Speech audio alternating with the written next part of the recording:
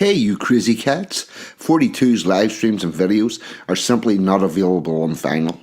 You will have to go to the YouTubes for that.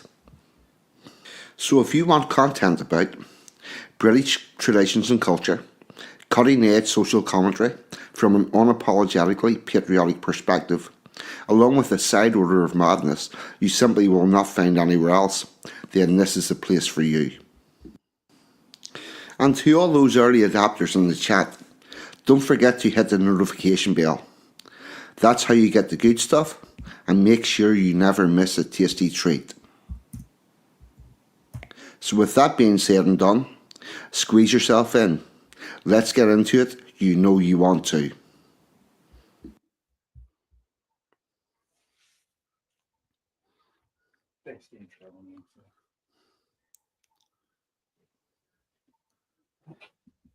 Good afternoon, good morning, good evening. Please delete as applicable because the internet is worldwide.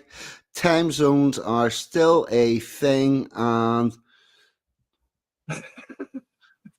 hello. Fuck no. Welcome to the Pakka show, everyone. Oh, fuck. Right. Good afternoon, good morning, good evening. Please delete as applicable because the internet is worldwide. Time zones are still a thing. And yes, this week I did fuck up the intro. Better luck next week. And with no further ado, I would like to introduce my good friend, Mr. Pakka. We're going to have a good chat tonight. And can somebody give me an audio check? And yes, I am flapping and pedaling. Pakka, what about you, Sean? I'm all good, 42. What about you, sir? Doing good. Doing really good. I'm actually feeling quite a little bit excited and interesting because it looks like we could be... It feels like my childhood's coming back. It's been a little bit in the news round your way, has it not, this week? Yes, but do you know what it's like whenever, I don't know, there's like an 80s rock festival that's going to go on and you get to hear all the sounds and everybody's going to behave the way they did back a load of years ago whenever you were growing up and young. I feel it coming and it's fucking great. Oh, fuck.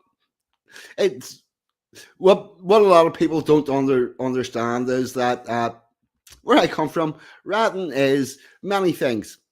It's performative, it's social, it's recreational, and it's a spectator sport. It's a great almost part of your culture, would you not say?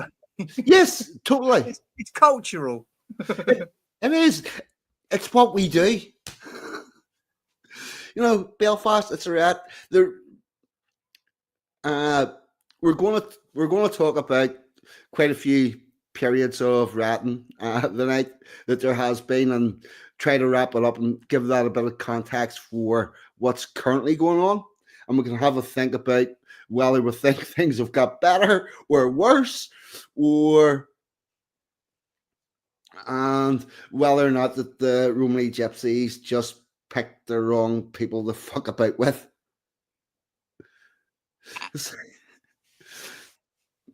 I honestly think they thought we were the same as the rest of them. You know, they forgot about the 40 years of fucking ethnic cleansing that we've went through. Yeah. We didn't quite do that for to have Romany gypsies diddling children. No. And unsurprisingly, apparently I believe the people concerned in that have left the country, or at least one of them has. Yeah. Yeah, that's probably a very good idea for them. Yeah, well, it's our factless court system because he should have been put into protective custody to stand trial. Your court system was going to come into this, was it? That's yeah. Well, the police charged him, and the police have told us to stand down and be calm because they're dealing with it. And the justice system have told us to stand down and be calm because they're dealing with it. And now he's out of the fucking country. Right. Okay. Well, that's where that line is. So now we know next time how that's going to go. When they tell us to stand down and be calm about it. Don't worry, we're dealing with it. Yeah. That'll be like, you're probably not. You're probably We're trying to from Ulster. bust the cunt out of here, aren't you? Yeah, we're from Ulster. We don't be calm. No. It's, We know where he is. He's not coming out. Anyway, we'll see how that goes next time. It's very interesting. I've been thoroughly enjoying it. Thank you. It is.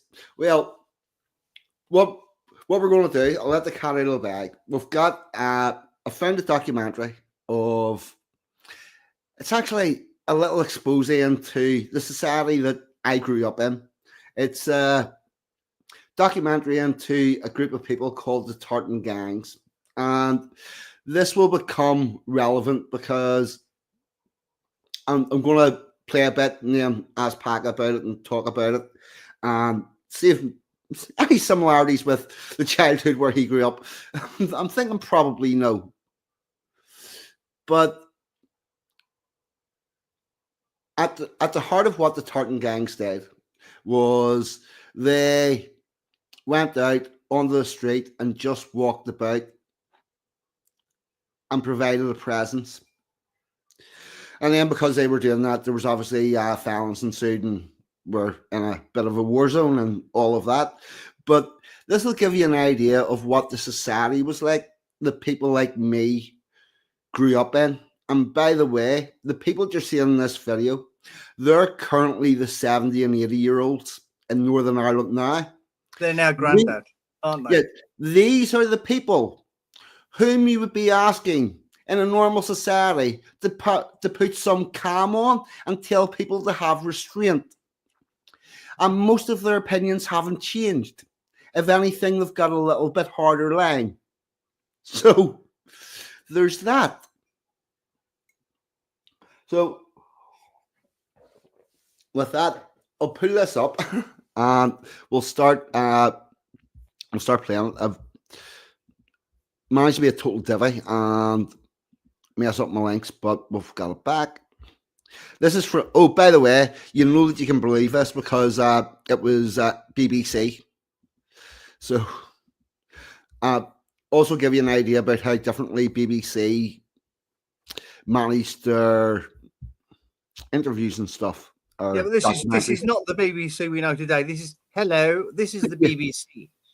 Oh yeah, this is 1970s BBC.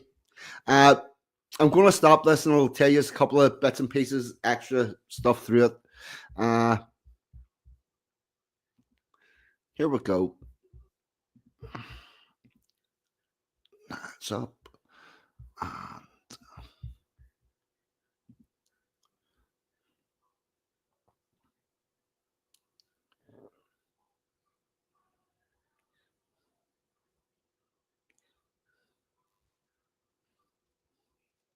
I love how bleak this is. Belfast is a city of gangs. In East Belfast, the 500-strong Woodstock Tartan centres around a youth club in the midst of their area, where, like any other teenagers in any other city, they come to play their music and meet their girls. They're almost all between 16 and 21 years old. Blue denims are their uniform, and they call themselves Tartans to mark the link with Scotland that runs so strong throughout the Ulster Protestant community. Right, I'm going to stop it there for my first question for Pakka. What do you think about the style? The style? Yeah, the clothing and just the general 70s skinhead punky style, isn't it? Yeah, pretty much that. Actually, I would say it's quite, because it does look kind of very 70s. So for 72, I'd say it's quite ahead of its time. Yeah. By the way, Oxblood Doc Marten boots, Skinner jeans were issued to people who couldn't afford the uniform. Where it said about the tartans with the links with Scotland, what happened was there was a bunch of people from the Shankill who were on the boat over to Scotland to watch Rangers play, and they liberated a whole bunch of tartan scarves off the boat. And whenever they got back, you say? Yeah, liberated them. Yeah. Okay. Yeah. The boat up, Lauren Conran and their souvenir people obviously really didn't need them. And these got liberated on the. Were they from the shop? Yeah.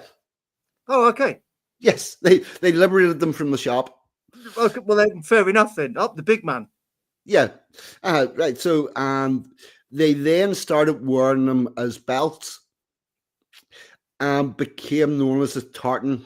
Yeah, Oxblood Doc Martens was the look of the day. I will say, yeah, I will also say that. So there's no stolen valor here. I know quite a bit about the tartans and whatnot, but that's because I was a child at the time. By the time I was old enough to be in any sort of tartan thing, the tartan was no longer a thing. I was not a part of it, but I did live in this general area. Yeah, 42 is one of these little lads in the next shop. Yeah, I lived in this general area. The youth club at there, and I would say is Ballarat Street. It's run by Willowfield Church of Ireland, and the reason why they used youth clubs was it was somewhere that you could centralise and wait to be called if needed, and you were out of the way. So that the youth club leaders thought they were doing good by keeping them off the streets, and the gangs thought the youth clubs were doing good by having somewhere they could be. Basically, it's an HQ. Yeah, yes, it's an HQ. Yeah, it was more than mobile reserve. Yeah. Okay. Yeah. Yeah. It's. Oh, the other thing is, whenever I was growing up, you would have seen these guys standing at phone boxes because whenever they were expecting any sort of baller, they had the phone numbers of a lot of the local phone boxes and how they would just get a call from a box and you'd know what number it was and where that box was. Well, they would phone the phone box, somebody would answer it, and they would be told where the trouble was and where they needed to get to. Oh, okay. That way you could get where it said 500. Yeah, that's 500 out of that batch. But you've also got the Craigie Tartan up the road with another 500. You've got a bunch in Ravenhill. You've got another bunch called the Young Newton. For some reason, they didn't go with Tartan. And if you had a strong police presence or whatnot, you could use the phone, get these people around, and they would walk down through the back streets to get to where they needed to be to engage whatever was going on. There's a quite well organized militia for 14 and 15-year-olds, basically. Yeah, but like any 14, 15-year-olds, they're on the edge of communication back in them days, which might have been 2 pence and a phone box. Yeah. But it got the information where you needed it quick enough to be able to do something about it. Before everybody else knew. Spanish chicken. Yes, it is. It's good to see me on Pakka stream. Yep. Right. We'll play on the next couple of minutes and we'll then say a bit more. Here in the club, they're kept peacefully busy. But it's once they get out on the streets that the chance of trouble follows them. The authorities regard them as yet another major hazard to Belfast's prospects for peace. But the Tartans claim to see themselves as the guardians of the Protestant areas against Catholic attack. An ordinary street gang in England is just there to create. Oh, here, I'm going to take us back. Did you notice that dartboard was red, white, and blue? I did not notice it was red, white, and blue. Show me again, because I've seen it a couple of times now. Yeah, I just assumed it was red and black. I knew there was something. I knew there was something a little bit weird. Prospects for peace. But the Tartans claim to see themselves. See it? Yeah, it doesn't look red and blue to me. It looks red and blue. See, that's red. That's red. And this bit's white, and the next one along's blue. That looks black on the screen, I'm afraid. To me, on my screen. Right. Well, here it could well be my eyes. I'm prepared to take your word for it, fella. Actually, it could well be black. I could be seeing that this is where The guardians of the Protestant areas against What do you Catholic reckon, chat? What are we saying? an ordinary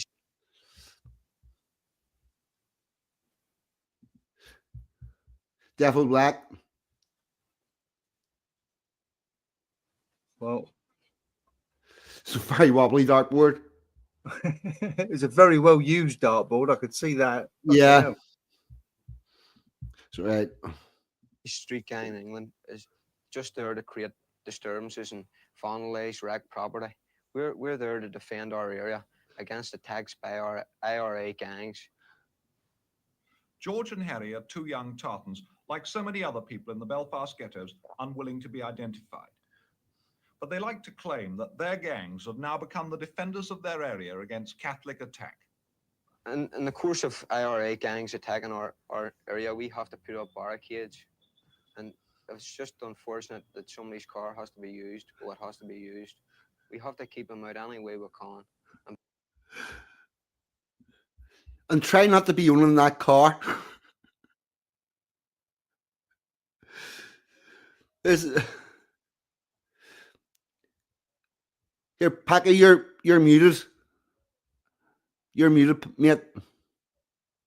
So I was just saying, don't buy a nice car and don't buy a panel van. Oh no, it doesn't matter. They really don't. I know they don't care, but like, you know, if we can Yeah. wheel like a Bedford medium weight out into the middle of the road rather than that mini. Yeah, it's generally speaking, it's normally buses get it. Yeah.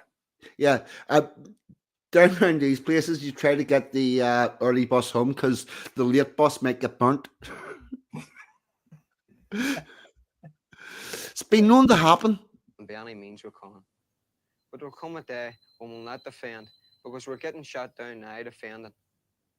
And there was a Negro was shot there about 3 months ago, and he just said 2 weeks before he died, if I can't live like a man, I want to die like one. And that's the way we feel. They're not letting us live like men, so therefore we'd be better off attacking them and dying like men. The trouble is here that One thing I will say is see that attitude of I'd rather damn my feet than live on my knees. There's a hell of a lot of people from that generation have that feeling, and also have it mixed up with the feeling that they didn't just go quite hard enough and want a last hurrah. So there's still that in the system, itching to come out. Job not quite done. Yeah. No, well, now it's being undone. That's the trouble. Yeah. Oh, anything that we ever won is being dismantled and taken away. Although that area where this is, geographically, it has not changed. Well, there's been some changes with the road layout, but the demographics in East Belfast, down and around this corner, where it's pretty much exactly where it was. The battle lines are still the same. There's issues every year with parades and whatnot, but we're still where we started off. It's been static. There's parts of there's no parts one's of conceding, are they? No one's ever going to concede anything. No. Here we go. Check out this nice little swing park, just the middle of the street. Looks nice, yeah. Yeah. but the enemy are always so close. If you're feeling furious about some political move, some new concession to the other side, there are so many tempting targets for reprisal just across the street. Down here in East Belfast, in a sea of loyalists, there's the isolated Catholic pocket of Short Strand. The Protestant areas here have had more than their fair shares of bombing and shooting. Every morning, they wake up and look across the street at the very community they may be blaming for the latest round of trouble. In the light of this, it's less surprising that they don't seem too bothered about anything the Tartans may get up to. Well, where's the borderline lie, George? This is the borderline here. The road is the borderline to this area. And on the other side of that road is all Roman Catholics. Where you're standing on, it's all Protestant. And what are you trying to do yourselves? Well, when IRA mobs come out and attack this Protestant area, we have to beat them back because the soldiers don't be able to seem to do this. You lived in this area all your life, George? Yeah. If you had a complete choice, would you go on living in this area all your life, George? At the minute I would, because they need us here to protect them against the Roman Catholics. Harry, would you? Well, I'm here to defend our part of town. You know, that's what we've been doing. You know, so I stay here until Ulster's passing, sort of thing. You know. One thing I do want to say here is, as with every community, society, and every that in the world, once you become unwilling to sacrifice your young men to defend your community, that community is gone. And once your young men are unwilling to defend that community is gone. However, what we currently have is a broken system where those who wish to defend their community get no thanks for it and indeed persecuted for it. And if you want to maintain your society the way it is, you're going to have to change that. That contract needs fixed.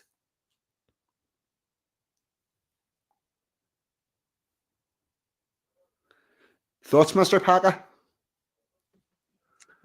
You are correct, sir.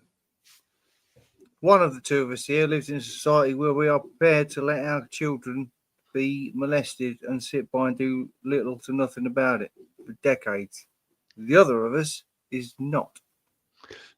Yeah, it's amazing how quickly you can get small changes within your own area whenever you take responsibility for it yourself. Yeah, well, what has just happened in Ballymena? Oh, by the way, we will get to this. We will get to the Harville protest, but this is not Ballymena's first rodeo with putting people out. Well, yeah. It's we will get to it. We're going to go through this and then some of the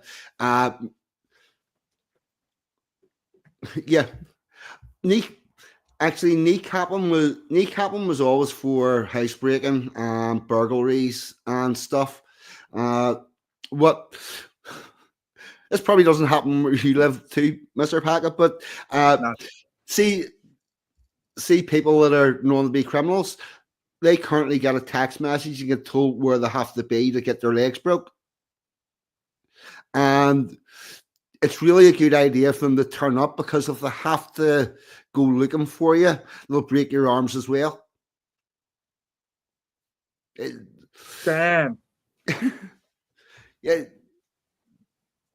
Have you not got that meme of that guy going, "Come on now, dog"? No, one thing is, see if you ever need knee surgery, Belfast is a place to come to. We have got the best knee surgeons in the world. You have the best trained, yeah.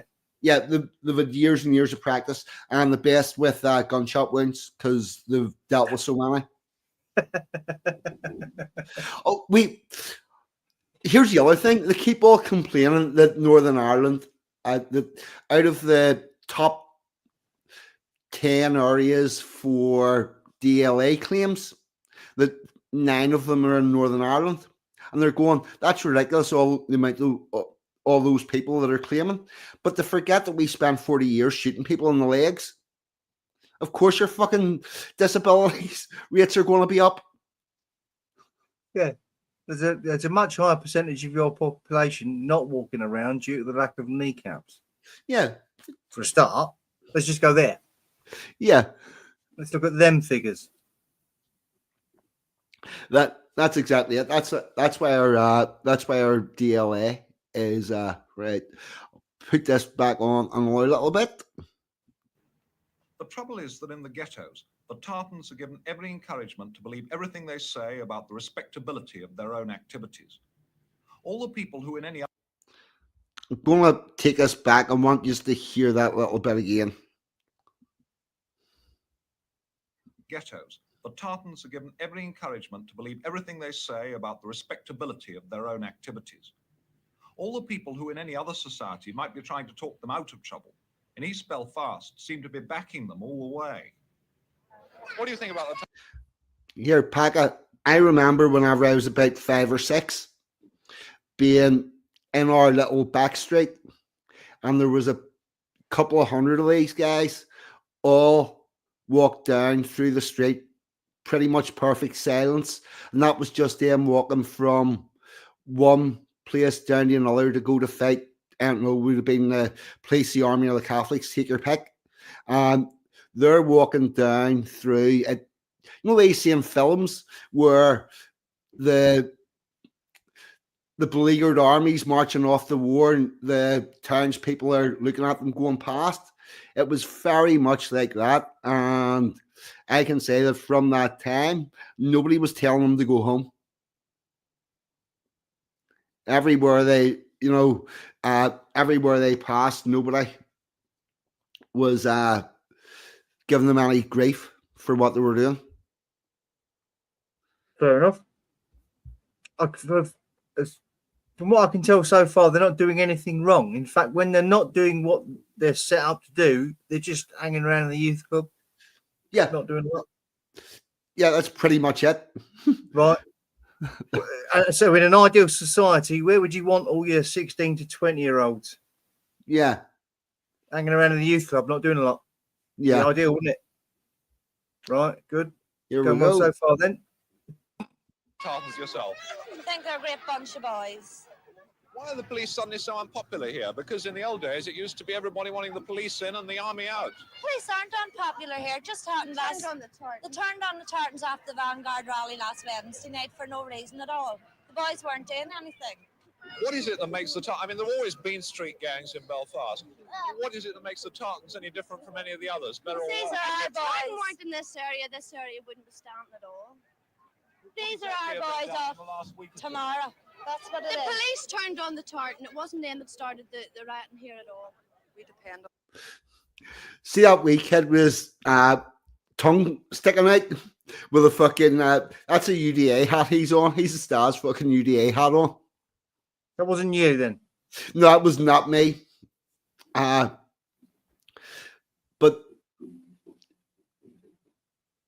there were, as you can see, that nobody's wanting these people not there. Right, hold on. I'll play the rest of this. On the Tartans For what? or defend us. After all, they're standing at night, round the corners, the police comes along. They'll say, move on, but where are they going to? The Tartans are only the start of it. What happens next? It'll come to the whole Protestant population and have to come out and do what they're doing to get anything in the country. The police and the troops who had to handle the Tartans now find their usual roles in Protestant areas reversed. The police, who in the past have been far more popular than the army, are accused of ruthless tactics in the manner in which they've driven the gangs back from the border of Catholic areas. They and the soldiers have to bear the brunt of the frustrations of the whole Protestant community, young and old, who bitterly resent the current kid-glove approach in handling the Catholics and the flow of concessions to the Protestants' hated enemy. There's a constant effort to use the RUC on the streets whenever possible to bring back some semblance of normal policing. The Tartans' complaint is that the police only really crack down on the Protestant side of the fence. But the answer to that, of course, is that no one will risk using the police with their batons against a Catholic crowd when there's so often a gunman in the background. In the end, even routine hooliganism has to be handled as a military problem with troops on hand, as long as... Does that sound familiar? People saying that the police and the courts and the justice system are one side against the British patriots, as opposed to the non-British. I mean, have you heard that before? You're muted. Yeah.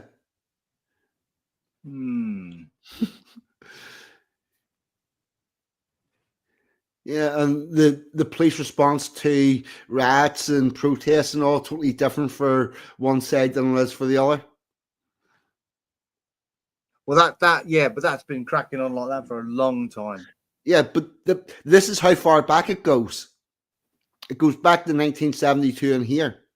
It does there, yeah, absolutely. Yeah, this is how far this has all been, and the way we're policed and our laws all grew out of the situations that were going on here.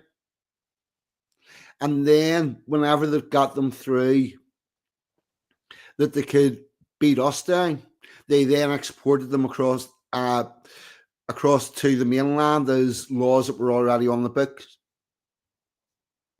So they can practice their police brutality on us, then export it to you.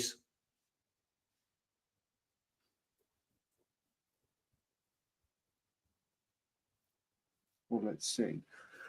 Yeah. Well, having said that, apparently there's quite a lot of police officers over here from Scotland at the moment, and also some from England. Because they're fighting in, are they? Yeah, we were short-handed. I bet you was. Yeah. It certainly looked it. Oh yeah. Oh fuck! We'll have to get our water cannons back from Dublin as well. Oh. Yeah, because our water cannons got sent down to Dublin for the protest down there. Because I don't know why, but they had to get brought back. Yeah, and Anglo is correct. Sinn Féin are all Brit South Africans in. Yeah, that's right. This will conclude this little bit, I think. I think this is the end of this. As even the smallest child with a rock can claim he's a soldier for his sect. Come the night, and the tartans are out. In ones and twos, in groups that can build into hundreds in a flash if there's trouble. They walk the streets, relishing their newfound local respectability as the accepted keepers of the faith. All young. Doesn't that look like a lovely, vibrant economic area to just live in? Walk the streets, and the great, relishing their newfound local respectability as the accepted keepers of the faith. All young gangs in all cities have always fancied that they were heroes. But here, there are even adults who are prepared to call them that too.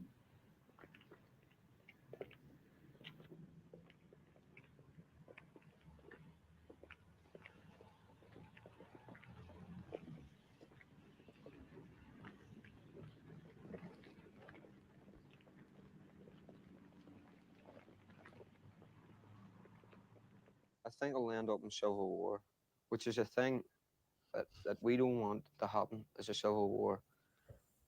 Because innocent people get killed in civil wars. But why do you think it's going to be civil war? Because they're pushing the Protestant people back till they can be pushed back no further.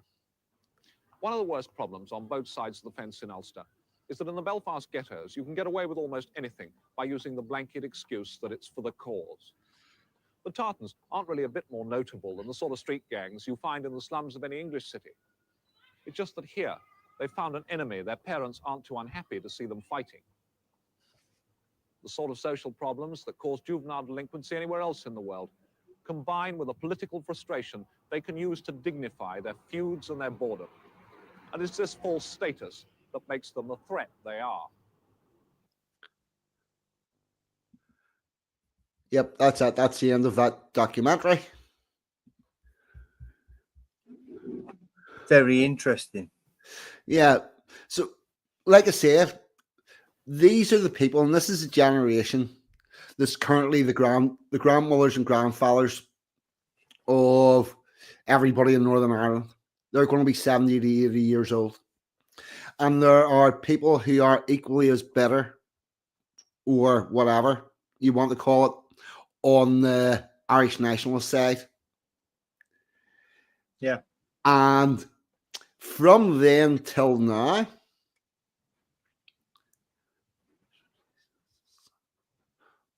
the head of the Irish police is son of a former Irish officer. That's something that I didn't know, Window Man. The head of the Irish police is the son of a former RUC's, the Royal Ulster Constabulary, which was our police force before it got renamed to the Police Service of Northern Ireland to appease the Catholics because they didn't like the words Royal and Ulster. I don't think they were too fond of the constabulary either. So that all had to go and it got a rename. So that's pretty much, these are the people that you're going to be asking the poor calm in the situation.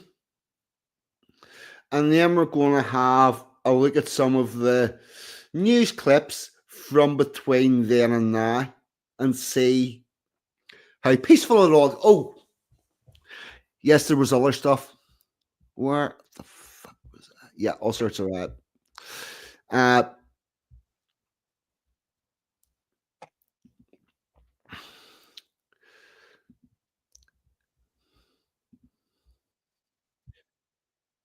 Oh, here's a little bit of footage of a rally, because there was plenty of these. I remember seeing these rallies. This is actually quite good. This is a rally that was going on about the same time. I need to get the Telegram to share that. Add that. Check this out. It was one of the biggest displays of Protestant paramilitary force yet seen in Belfast, with the Ulster Defence Association marching through the heart of the city en masse to a meeting ground on the outskirts in defiance of orders banning the display of unauthorized uniforms. The Ulster Vanguard, a purely political Protestant organisation, gathered only a few hundred at a similar rally. The crowd cheered speeches warning the coming all-party talks on the future of Northern Ireland had no validity, that none of the people attending those talks had the right to speak for Ulster, that only early elections could provide spokesmen for the province. Speakers warned if Britain tried to impose a settlement against the will of the majority, then the units which marched in today's meeting would be available to prevent its implementation. There you go. Nothing to say. They brought out a law that you weren't allowed to walk about in paramilitary style clothing and whatnot. And yeah, this is what happened. A rally. The crowd cheered speeches warning the coming illegal. All-party talks on the future of Northern Ireland had no validity, that none of the people attending those talks had the right to speak for Ulster, that only early elections could provide spokesmen for the province. Speakers warned. What do you think?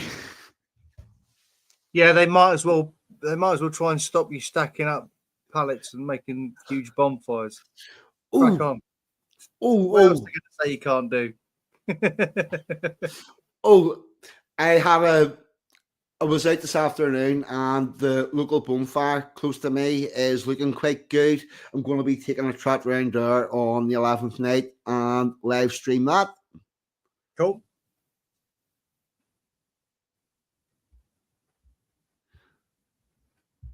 Sorry, I'm checking through the chat. Linda's here. Clive Gumshield, thank you very much. Well, if I get a chance, I'll find the link for that and get it posted. And yes, anybody that can sign that. You'll hear later on in this, my opinion is that currently the time for rioting has passed and we need to do something a little bit different. And I'll back that up with a lot of other stuff. Now, the other thing that came up there that we should actually have a look at is it mentioned the Vanguard movement and their protest.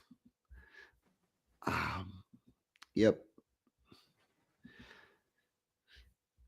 Here's a little bit about that Vanguard thing. If I can find a share screen.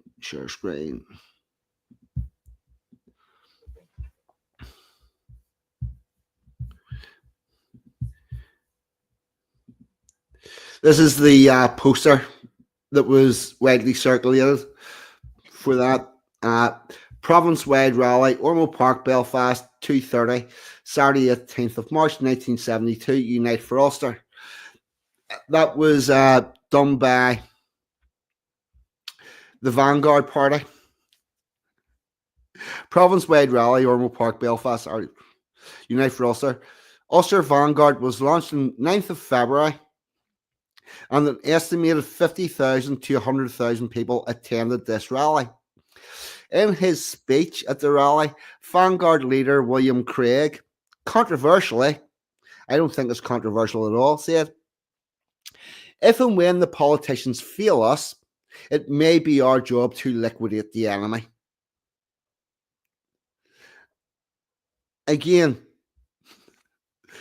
these are the grandparents that you're wanting to pour calm in the situation, and most people agreed with him. So probably not on the best of terms. Let's see. No. What else do I want to talk about? Because see, I'll just say on that whole thing, I don't think that, like, because our youth has been indoctrinated mostly by going to university and by the school system, but I'm not sure how well that's worked with the youth of Northern Ireland. Yeah. Well, sorry, 1 second. Brian Irwin. Well, see if it's Catholics and Protestants together. Tell you what, those Catholics and Irish people in Belfast that want everybody protesting together, they may get off their fucking arse and start a protest up the Falls Road and start putting out some migrants around there. Because see, until they actually start, we can't go any further, and we can't join with them because they're not fucking joining with us. So there you go. They've got a bit of work to do. Get some catch up. Yeah, well, nobody's going to tell me that the Catholics in Northern Ireland do not know how to riot. They're actually very good at it. They're as good, if not better, at it than the prods. The Irish Nationalists are excellent at a riot, but somehow they don't seem to be able to manage to get a protest against immigration going in their area. Stiff competition breeds a good team, doesn't it? Like, Well, you know, this has worked well for both sides. Well, the other thing is, we only ever play against the police. We'll never get to fight each other. It's always the fucking police or the army. They get in the middle.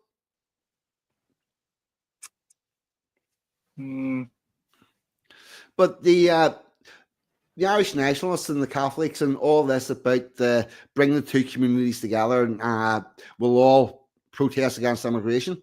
Yeah, we've done it. Your turn, Irish Nationalists. Your turn, Irish Catholics. Your turn, Falls Road. Give it a whirl. I know you can do it. Nah. Well, let's see. I'm sure they won't want to be outshone by you. And this is how we keep our area. Actually, here's the thing. They've got a small problem in that the Provisional Irish Republican Army have told them that they will murder them if they protest against. Yeah.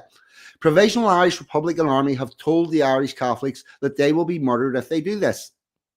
Protest against diversity. Yeah.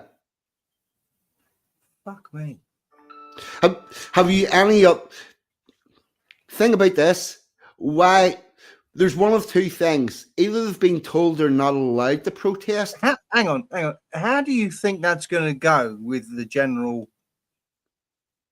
Well, they've done everything else the Provisional Irish Republican Army have told them to do. Okay. But you're okay. Right. The Sinn Féin Provisional Irish Republican Army rule the nationalist areas in the same way that, to a very large extent, the Loyalist paramilitaries control the Loyalist areas. Had the Loyalist paramilitary said, no, you can't go put those people out, those people would not have been put out. The reason why there's no protests in Irish nationalist areas is because there are plenty of protests there, but they're all for Palestine. And the people who live there are not allowed to protest against migration. All of the videos that you've ever seen of Irish people protesting have either been from down south or from Unionist areas in Northern Ireland. They do not protest in Irish nationalist areas. And until they do that, there can be no joining together. Because what is happening now is we're being treated like we're being told we're fucking racists and bigots for wanting a safe and orderly country. And yeah, right. There is no IRA.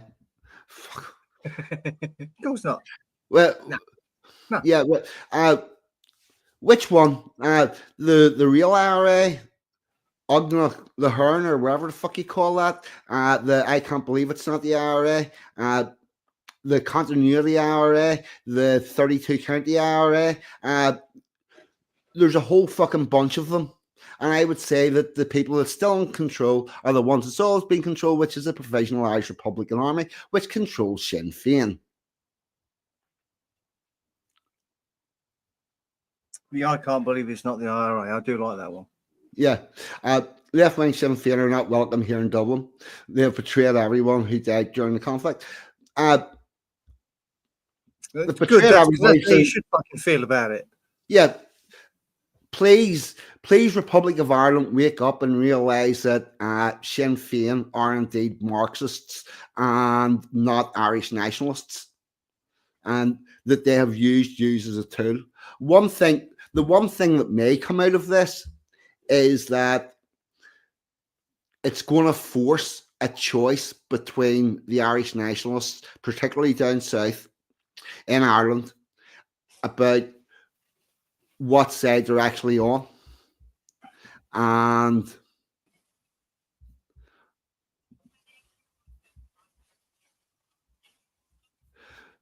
sorry, I got distracted there.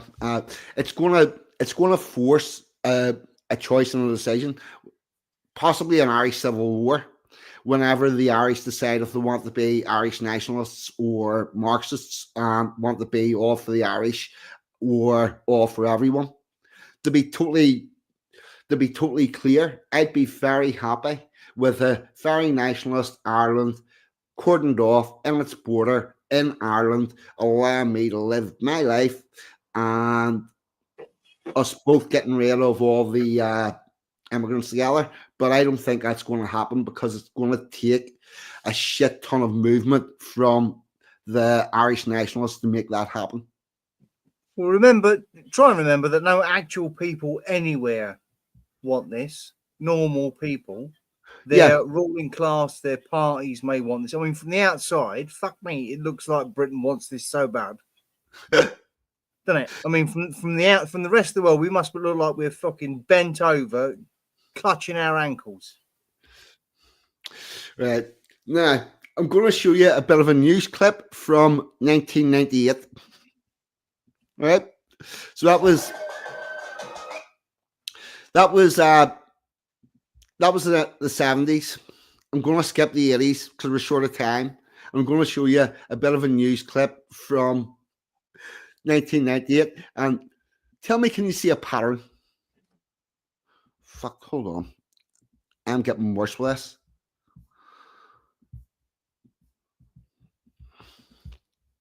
Yes.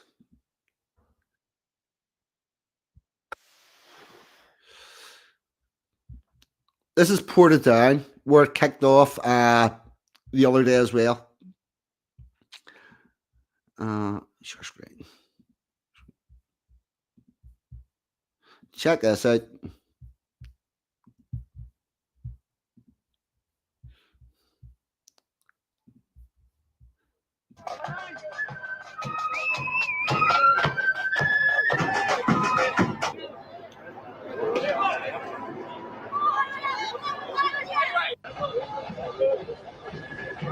Is it? Can you hear that? I stand beside the cameraman.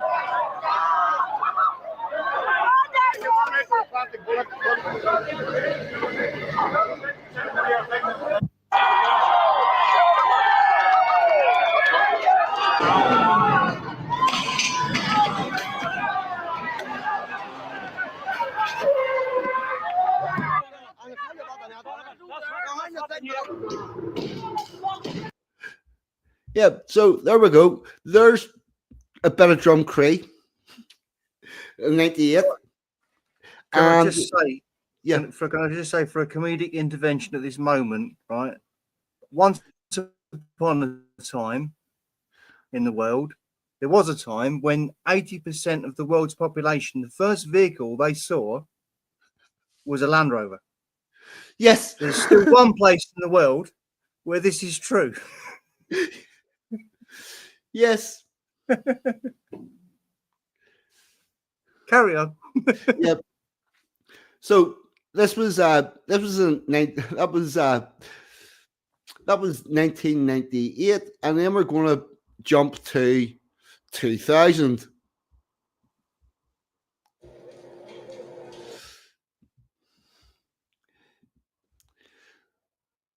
Oh fuck, we've got advertisement to get past here.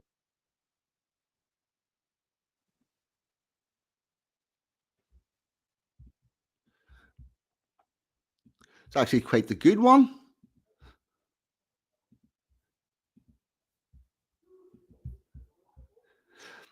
Here, Pakka, before tonight, had you ever heard of Drumcree? No. This went on for fucking...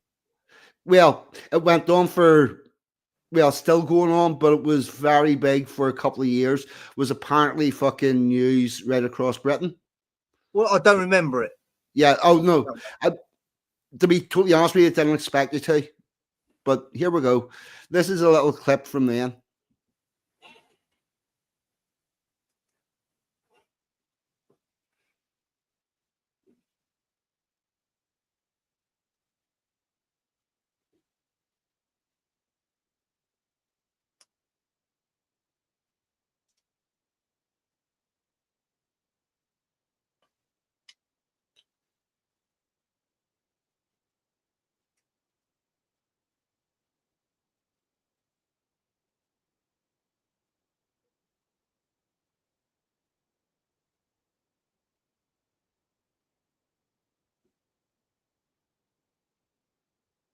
Drop and roll.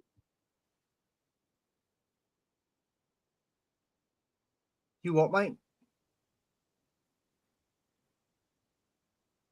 You still there?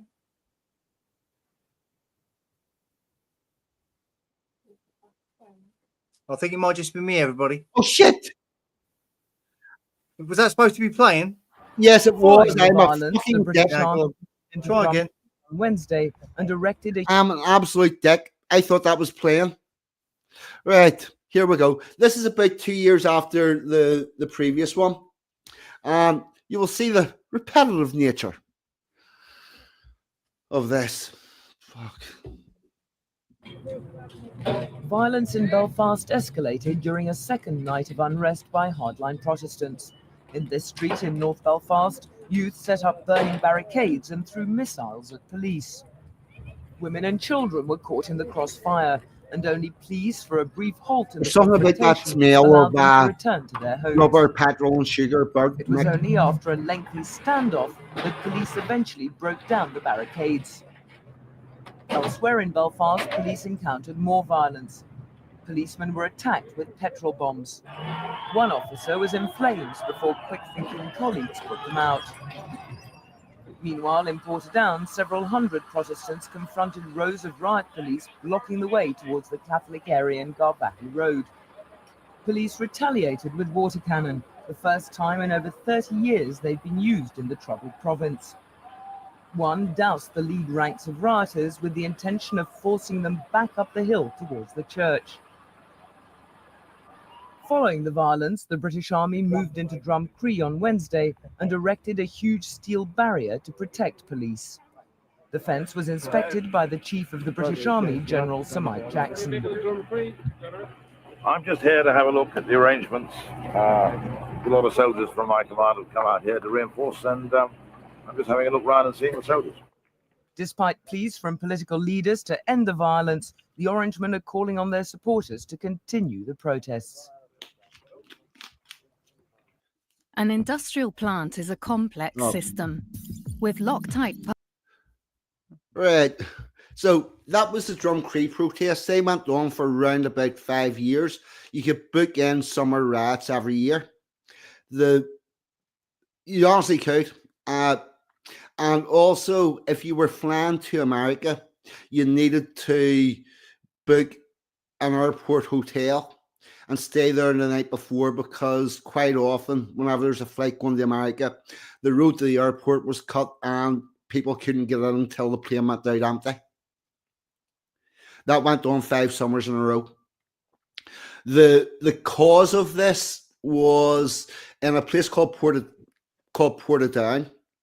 There was a deal done between the local Orange Orders and the local community that reduced them from 11 parades a year down to 1, but that one parade would be guaranteed and would be allowed to go ahead. And the stickler for that was because it was a church parade and they've no other way to get to and from the church other than using this road. And they wanted to go to church. And the second year after the deal was done, they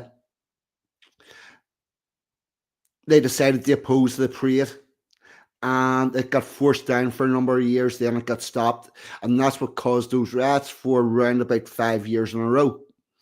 And this takes us up to around about 2000. And the next really big flare up is in about 2012, because whenever you look at this, around about every 10 years, we have a flare up of rioting. And a large part of the cause of it is the 6-year-olds that couldn't be involved in anything have become 16-year-olds and want their go. The rite of passage. Yes, it is. There it's is culture. Yeah. We keep coming back there, don't we?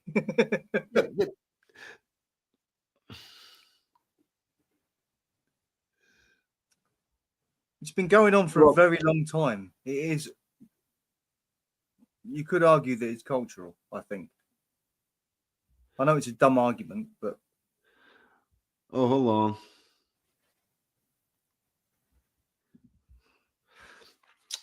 All right, first, what the fuck are you calling a planter? Tell me this.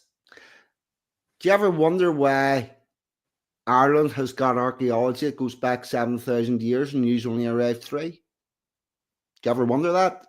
Maybe we were here first and you're the invader, you fucking wanker. Sorry. To go off topic. So there is that. So round about every 10 years, we'll have this flare up of rioting. And you've got socioeconomic things, you've got political things, and a lot of it is you've got a whole bunch of 16 to 24-year-olds that want their go. Yeah. Because every other generation's had their go. And now they want it. Right, and then when you get to that age and the situation hasn't changed, well, then it must be your go. Yeah, that's exactly it. And all the problems are all still there. Yeah.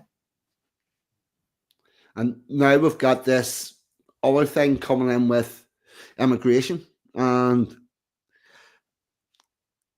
I don't know how. Sorry, I'm just.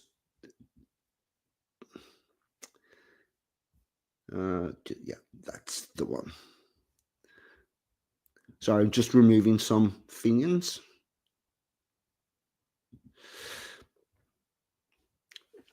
The idiots arriving.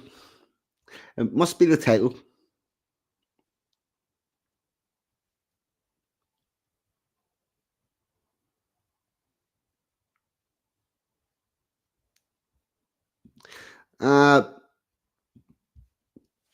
See, whenever you went to church, mate, it's really good if you can go home as well. It's part of the same parade. But there you go. So I'm going to try to not look at every comment now.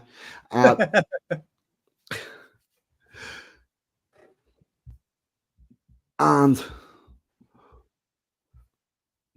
they were making some fairly good arguments for themselves earlier on that they should act the same way as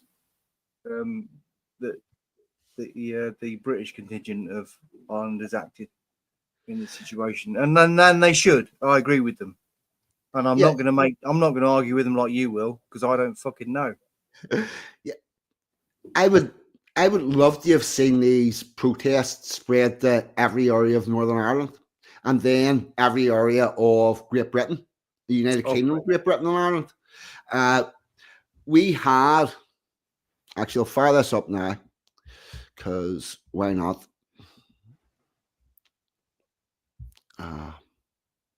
Fuck, I've lost it again.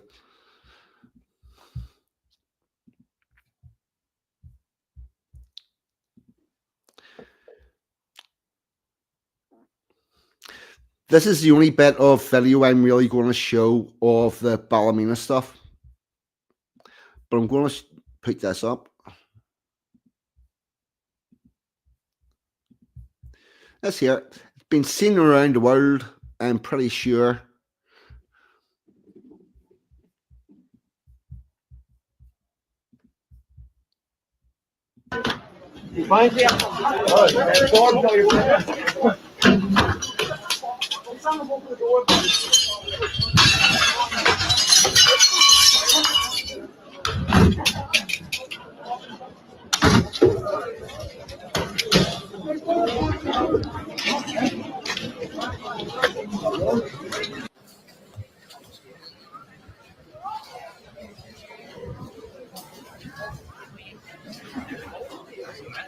I like the bullseye prize.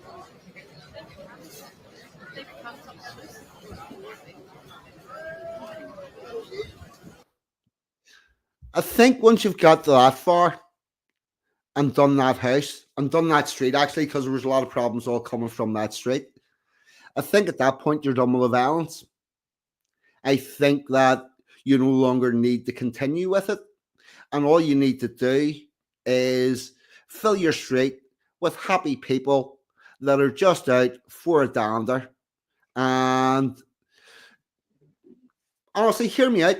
You've done the damage. Everybody knows it. The people who are not welcome know they're not welcome. You don't even need to protest at this point. Just go out and fill the street from 7 to 8 at night or 8 to 9 or whatever the fuck time works for your local area. You send everybody out to have a dander around the streets, go to your local shop, maybe buy a bag of chips and have a dander about, and just fill the area and let them know that it's occupied. And it's occupied by people with a like mind. Maybe get a little badge that everybody wears. I don't know. Maybe a little bit of tartan. I don't think a badge is necessary. Yeah. I think you can just tell with your eyes. Yeah. Just occupy the place. Because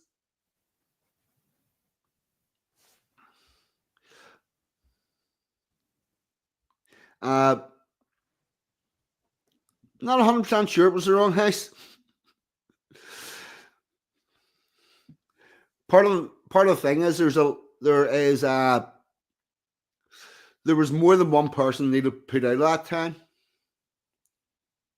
Well, in response to the wrong house comment, well, good job they didn't burn it down then. But also, even if wrong house, and I'm not saying it was, but message still well and truly sent.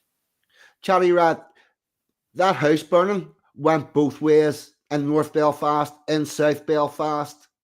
I have family that were burnt out of their house. That was not a one-way thing. That was a Belfast thing. It was also a Londonderry thing. Even as an uneducated Englishman and a bystander, and all I watched was the news. Yeah, don't try and tell me that both sides weren't equally efficient at promoting their cause. Yeah, well, this is how we ended up with dividing lines and big fucking walls down through the city.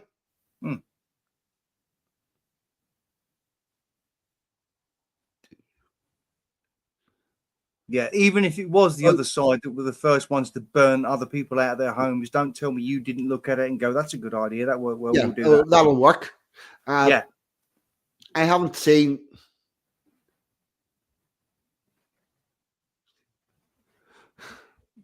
Regs is down that.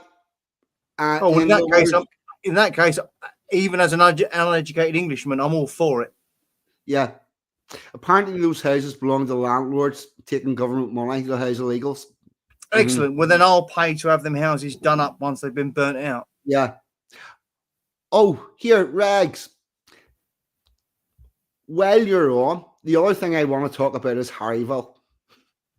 Harville and Ballymena, where all this is going on. In 1969, the Vatican, in its wisdom, decided to put, Regs, let me know where I'm right and wrong on this, because you'd have a much better understanding of it than me. But 1969, the Vatican decided to put a chapel in a place where it wasn't wanted, in Ballymena. And then there was arguments and protests and stuff. And then around about 2000-ish, the priest attended a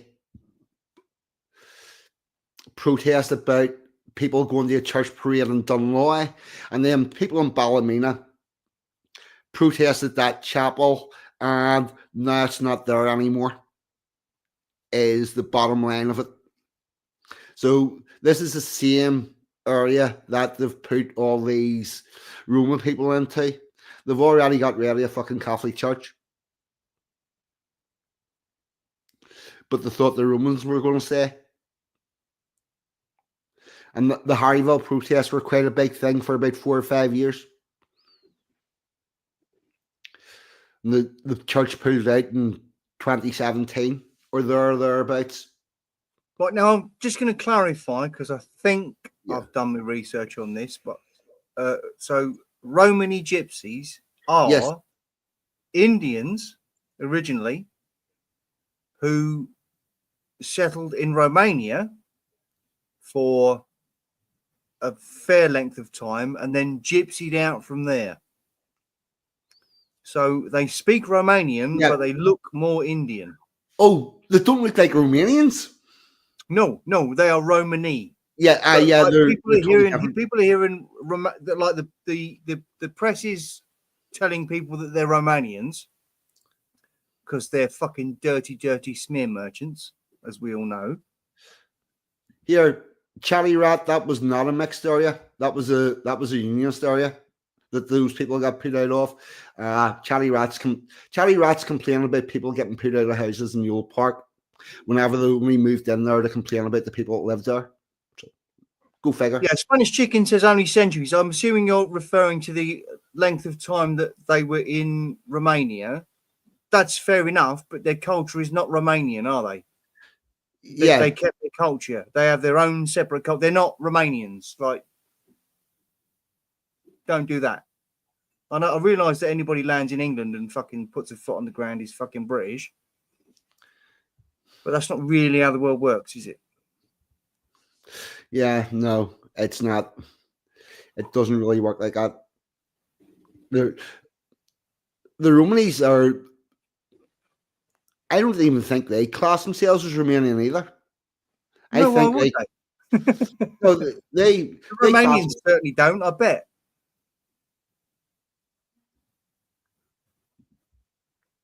Yeah. That's going on in the same area. It's going on where they're moving them into the Harville area where they previously. Regs is from down that direction. He'd have more up-to-date info than I would. Harville now looks like Mogadishu, and young females aren't safe to go to McDonald's without a chaperone. Oh!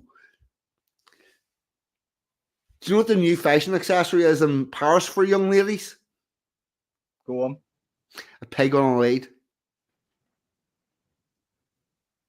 They're getting pigs and putting them on leads. A dog would do, wouldn't it? Oh, no. They'll shout at the dog. They'll run away from the pig. You ain't allowed to touch pork. You ain't allowed to touch anything that's touched pork. They don't like dogs either.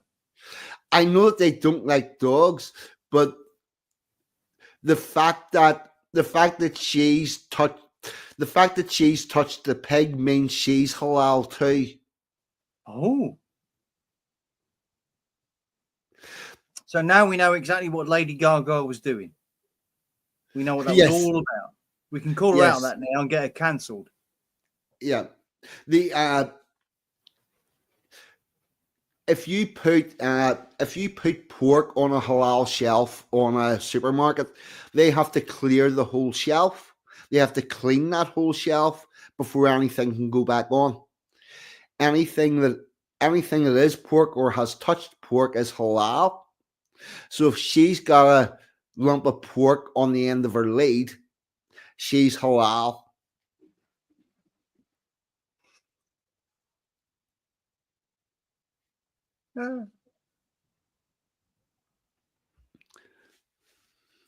Oh, I don't trust people that hate dogs as well. I think anybody that doesn't. Weird.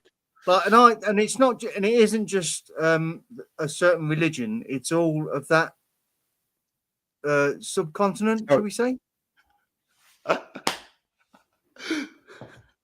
Brad James has just corrected me. Thank you, Brad. Haram, not halal. It's haram, yeah. Haram. I meant the word that means that they're not allowed to touch. That's what I meant. And Brad helped me out there with my vocabularies. Good job there's somebody who knows English here. Yes. Oh. Yeah, no, just a dog. And it's really weird. Because they're dogs. Dogs are dogs. Dogs are nice. Yeah.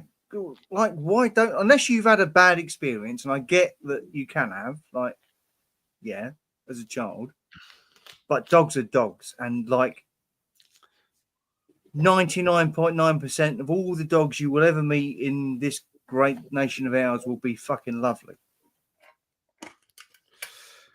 To a much larger extent than the people you'll meet. Yep. So it doesn't make any sense. No. The last one I did was around about 2000. I'm going to give you a news clipping from 2012. Guess what it's going to be?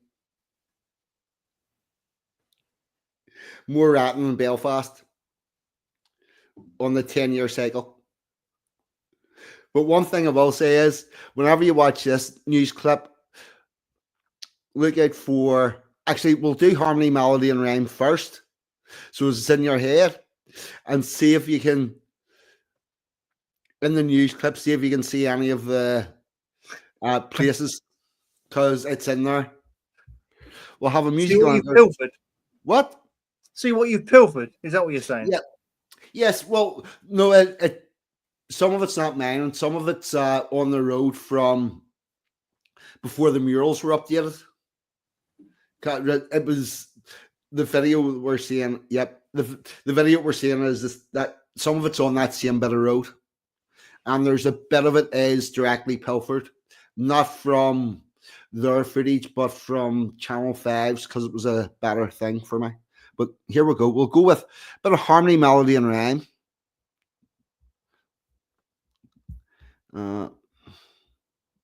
Video file for a musical interlude.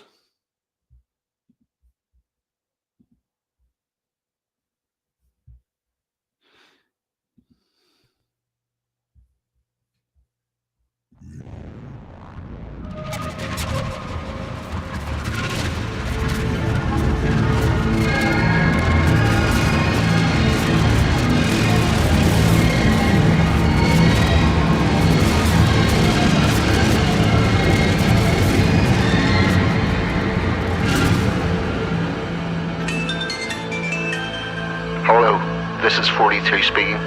Welcome to the Resistance. You are not alone, and we shall walk this journey together. What about you, John? If one brings a guitar and one brings a voice, then they stand together and make their own choice. Let us gather together those that can perform, and from the scarred timbers build our own platform.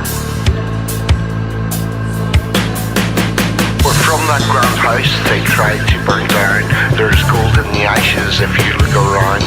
Let us gather together those that can perform, then from those scarred timbers build our own platform. Build our own platform. We will sing words of wisdom. We will sing for all time. Harmony, melody, and rhyme.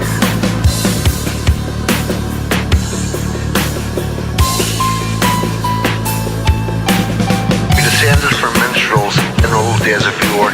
We will create a culture as we did once before, forced to stand by as our country was sold.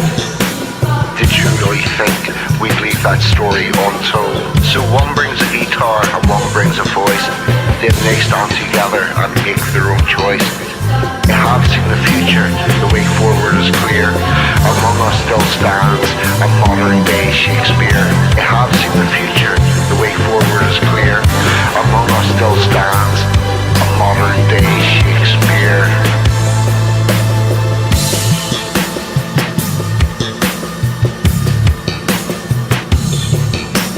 Forced to stand by as our country was sold.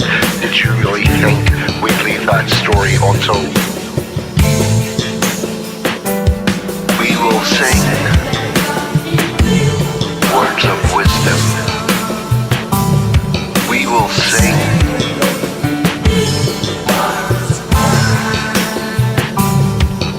sing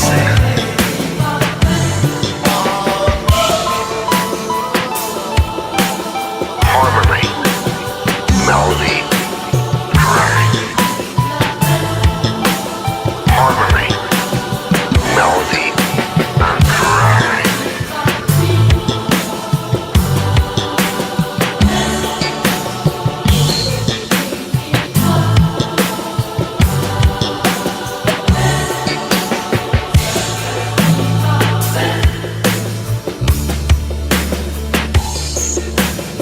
So one brings a guitar and one brings a voice, then they stand together and make their own choice. I have seen the future, the way forward is clear. Among us still stands a modern day Shakespeare.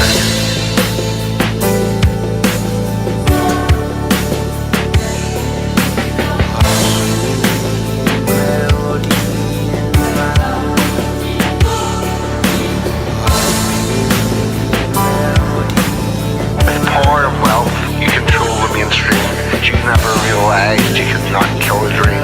So we will gather together those that can perform, and from the scarred timbers build our own platform. You're talking to 42. What about you, chum? If one brings a guitar and one brings a voice, then they stand together and make their own choice.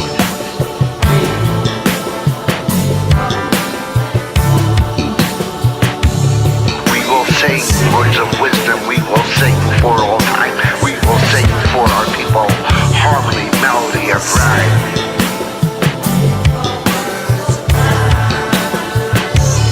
We will sing words of wisdom, we will sing for all time. We will sing for our people with the ancient trilogy of harmony, melody, rhyme.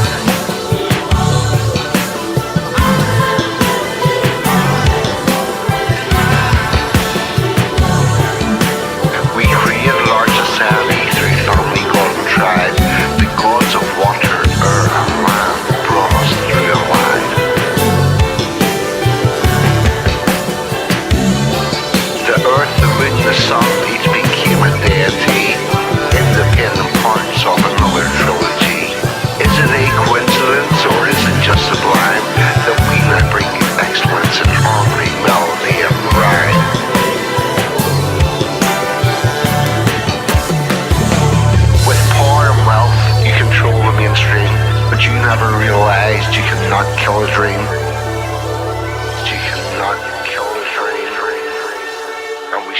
this journey together.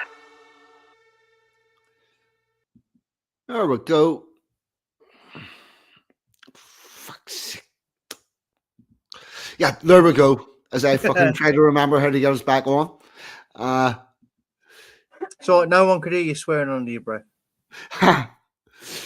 Yes, there we go. That's going to bring us up to 2012 and another batch of riots that I'm going to guess Mr. Pakka probably heard nothing about. But Well, how long was it in 2012? Oh, 22. This is the flag protests. My son was being born. Yeah. Hold on. Master Pakka, who comes in and waves irritatingly behind me and slaps me around the head occasionally. All right. Hold on. Present. Let me know if you heard anything. Oh, have a look at this and see if there's anything you recognize. I'll stop it whenever there is.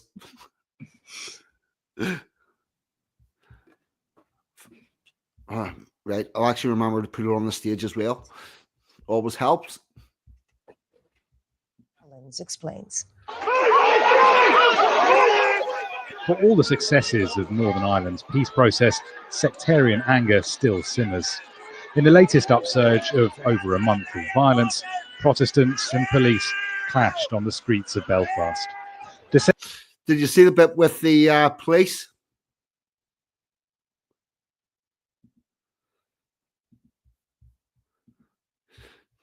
This bit here. This is there's a different angle of this in Northern the Harmony Ireland's Melody peace and process, Rain. sectarian anger still simmers. In the latest upsurge of over a month of violence, Protestants and police clashed on the streets of Belfast. December's decision by the city's council to lower the Union flag for much of the year has infuriated many Loyalists who see it as an attack on their cultural links to the United Kingdom. Officers confirmed they'd been shot at Saturday's demonstration, and one man has been arrested on suspicion of attempted murder. Bricks and other missiles rained down as 100 or so Protestants fought with riot police. Water cannon moved in to clear the streets. It's in poor Loyalist areas like Newtownards Road, where economic deprivation and sectarian resentment mix, with sometimes explosive results. In the Protestant ghettos, the working class Protestant ghettos of Belfast, things are pretty bad in many of them.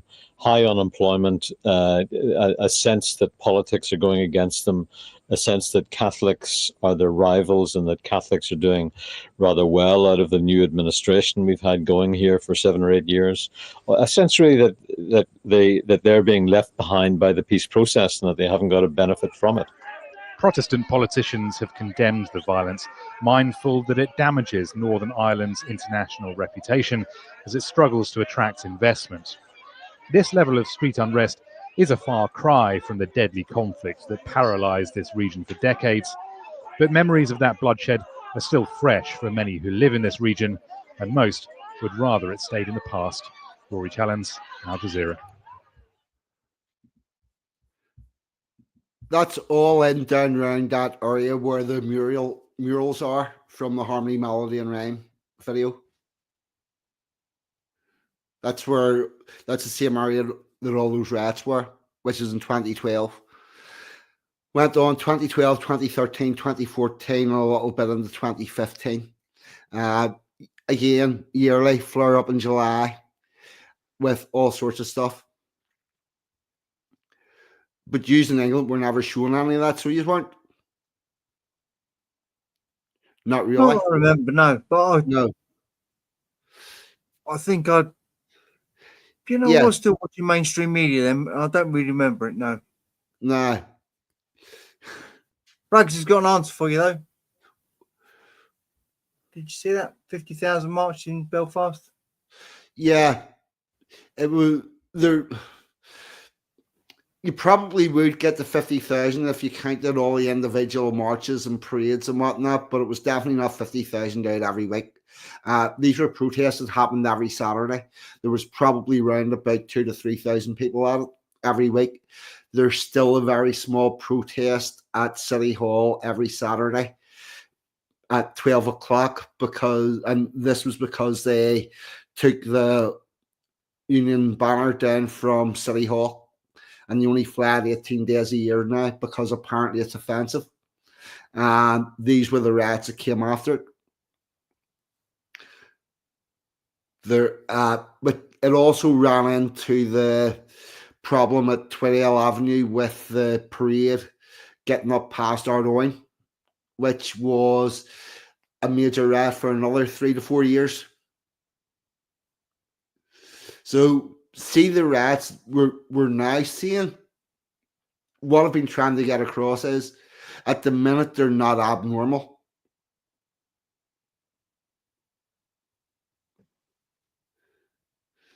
At the minute, it's well within the bounds of what happens in this country on a 10-year cycle.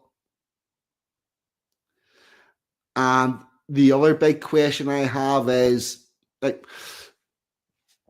of another clip from UCS. My other thing is, this is not to get at anybody or anything, but yous in England never seem to have been shown the extent of the trouble and conflict in Ulster. And I think that's been done deliberately. And yous never did seem to get this.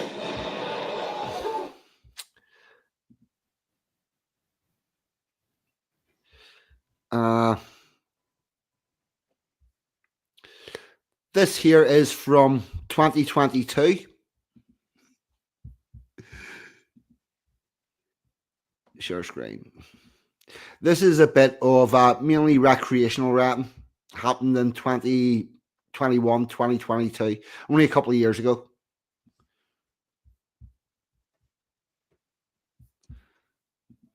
Check that.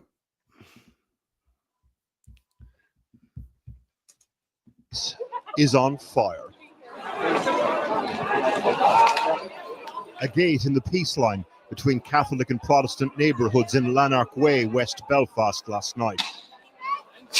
For a few hours, a time portal back to a place where no one who really remembers really wants to go back.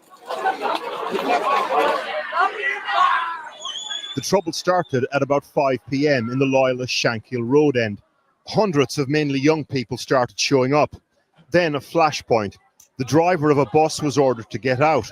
There were thankfully no passengers on board. The bus started to roll down the hill. Then this.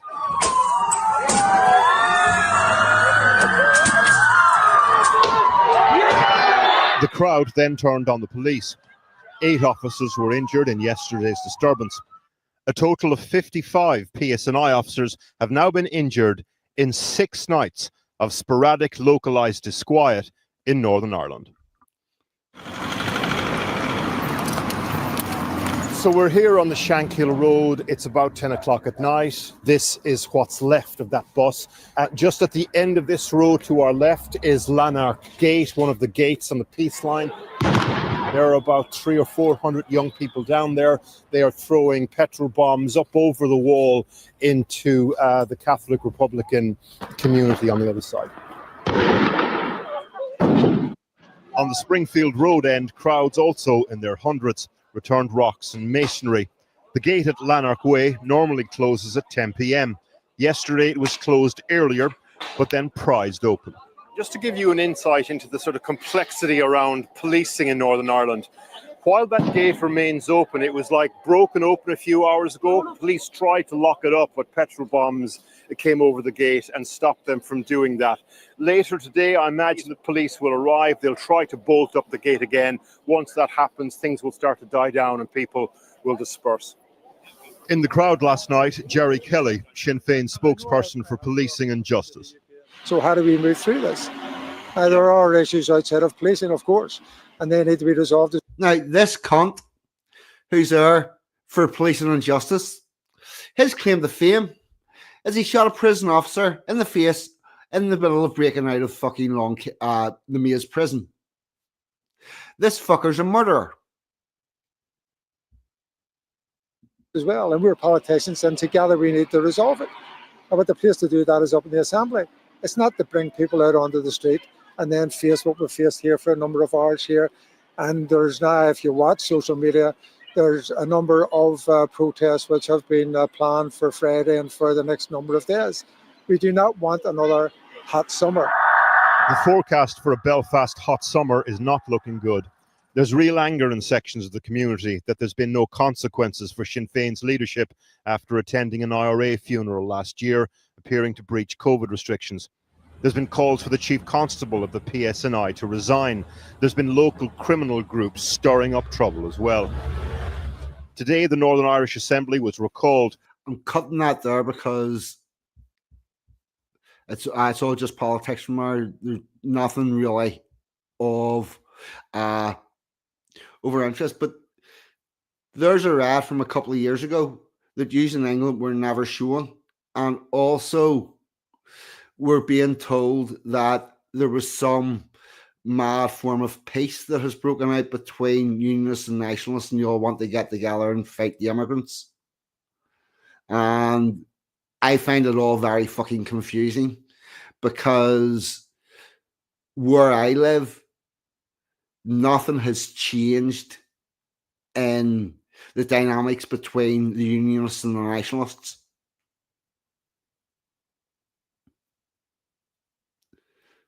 So I don't know what's going to happen. I do know that there was a possibility, an opportunity there for the immigration protest to spread to nationalist areas, and then the whole community would have been saying enough's enough. And then possibly that could have spread through England with a bit of information of how you get people to decide that they no longer want to live there. Turns out if you turf them out of their house and break all their windows and burn their stuff, they don't come back. Nah. I'd leave. Yeah, but the time for doing that has now gone because the precedent has been set. It was socially acceptable in the area for people to do that at that time, but that time has now moved on. And any accelerationists out there, you missed your chance. It will come around again. But please, whenever it comes around again, if you want to be an accelerationist, be ready for it. And if you're not going to do that, please get out and implant your culture and your traditions into your local areas. Your area is going to have an identity. And if you do not make it that identity British, it's going to be something other. And we all need to get out and put a foot on the ground, say hello to our neighbours and whatnot, and be part of that. But what is not going to help anybody is getting a shitload of people sent to jail. Because I can guarantee you one thing that's coming out of all this in Ballymena and Portadown and all that is a lot of charges and a lot of prison time for a lot of young people. Most of which got caught up in something that they didn't fully understand. Well, watching the video earlier of those group of people all dressed in dark grey tracksuits with dark grey tracksuit hoodies, your hoods up, and grey or black trainers, I thought to myself, oh, yes, they were switched on. I don't know what they're doing, because when the police survey that footage, it's going to be quite tricky. Yeah, oh, but there was other dickheads that went in with their phone camera on, facing themselves inside the house and shouting Yahoo and posting it on Facebook. Well, yeah, they're going to pay for it. Yeah, they're fucked. Yeah. They're, what's her name? What's the woman's name? Oh, I know who you're talking about. Connolly? Yeah, Sarah Connolly. No. Is it? Oh, what do you call the girl who got done for post that's in jail that shouldn't be? Stupid Facebook post she took down. Fucking lovely nurse. Got carried away with her keyboard for fucking 2 minutes. Yeah, that's it.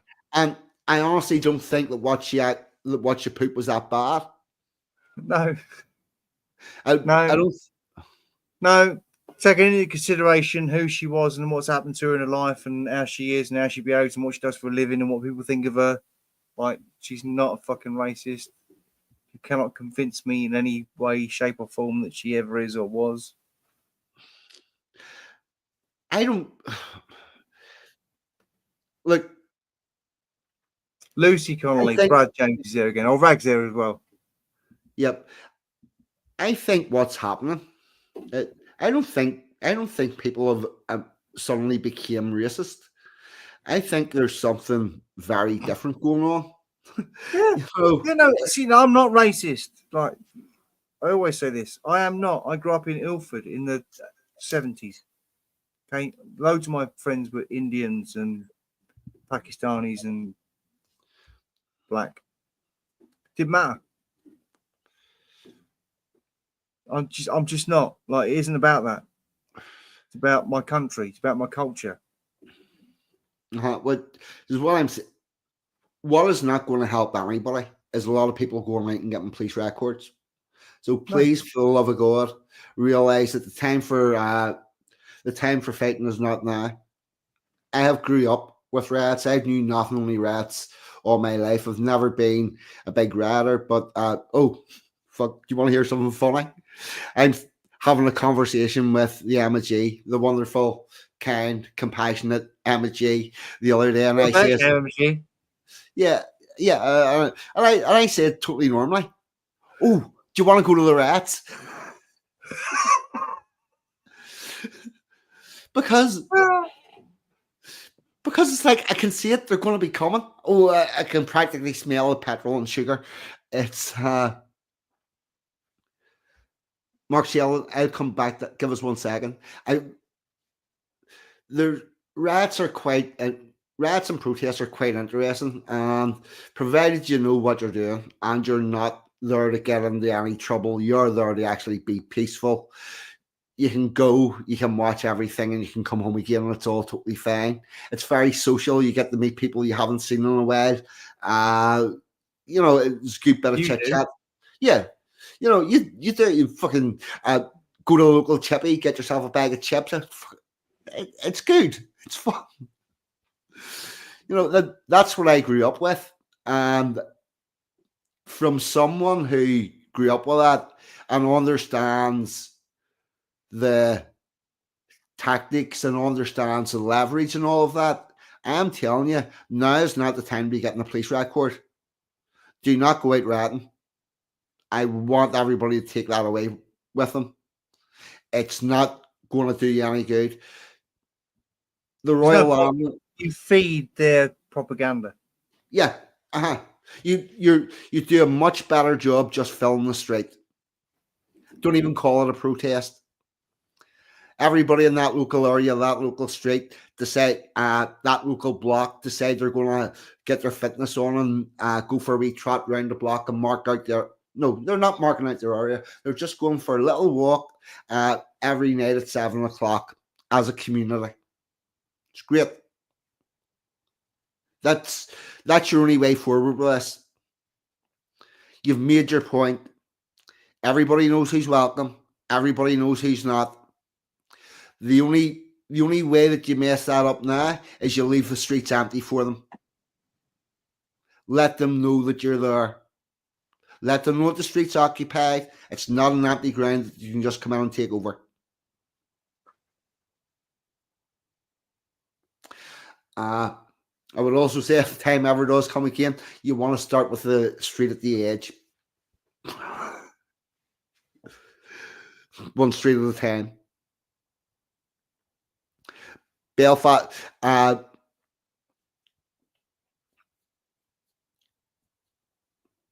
The amount of people that moved between 1969 and 1972 in Northern Ireland to get themselves to the right side of lines was fucking through the roof. And it's been done before, and people have figured out where they're welcome and where they're not. But the other thing that you need is to do any of that, you need, if everybody in one housing estate thinks that there's people that shouldn't be there, it's relatively easy to get them out, because whoever does it is not going to get shit from the people that live around them. Or if enough people in the housing estate believe that, it's easy, because the people who disagree with it know enough to keep their mouth shut. The problem is where your housing estates, 50 think they should stay and 50 think they should go, then you've got a major problem, because you no longer have the social acceptance.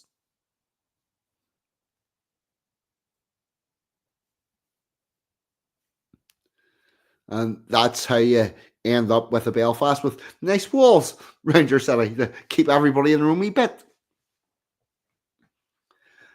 And those walls do actually work. I just seen in one of the news footages until they're pulled apart and there's a rat. But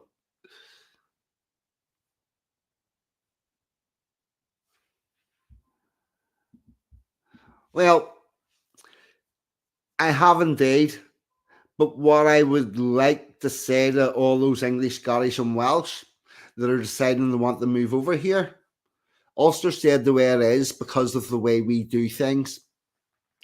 And if you're going to come over here and start advocating that it doesn't matter, that we're all Irish together and all that, yeah, no, you can fuck back off to wherever it was you came from.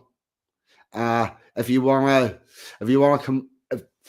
you want to come into Loyalist areas, behave like Loyalists, stand up for the national anthem, sing the national anthem. Do not let people disparage the royals in front of you, and you'll get along fine. Don't do that. Don't come here. Integrate, I think, is the word we're looking for here.